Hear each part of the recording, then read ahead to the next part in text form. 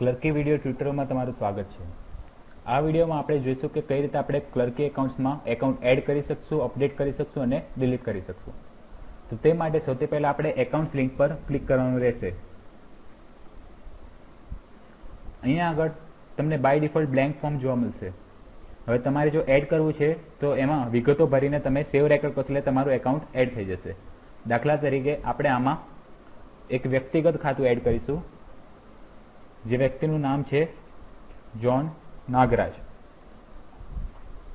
હવે જો એ વ્યક્તિગત ખાતું ના હોય, કોઈ મશીનનું કે કોઈ એસેટનું ખાતું હોય તો અહીંયા આગળથી એને નો ઇટ્સ નોટ પર્સનલ કરી દો, એટલે તમારી વગેરેની ડિટેલ્સ બધી જતી રહેશે। પણ જો તે પર્સનલ વ્યક્તિગત ખાતું હોય તો અહીંયા આગળથી yes it is personal account તે સિલેક્ટ કરો, જેમાંથી તમે વધારાની ડિટેલ્સ પણ આમાં એડ કરી શકો।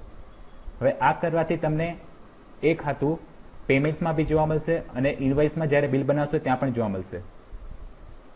તો આમાં આપણે વગેરેની ડિટેલ્સ એડ કરીશું।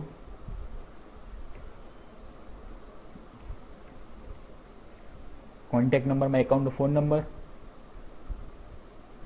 ઈમેલમાં વ્યક્તિનું કા કંપનીનું ઈમેલ એડ્રેસ,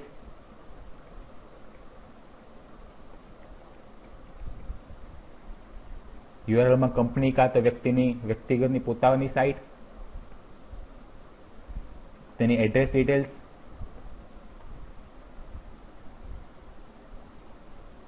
તેની કન્ટ્રી, તેનું સ્ટેટ, તેનું સિટી, તેનું પોસ્ટલ કોડ, રિમાર્ક્સમાં તેનું બેંક એકાઉન્ટ ડિટેલ્સ છે કે પાન નંબર છે, વધારાની વગેરે ડિટેલ્સ,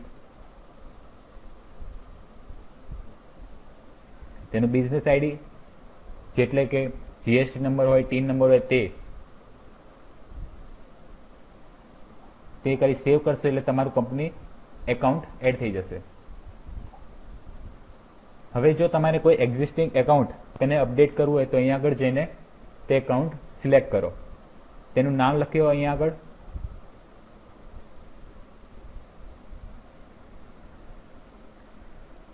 હવે તમે તે એકાઉન્ટ અહીંયા આગળથી અપડેટ કરી શકશો।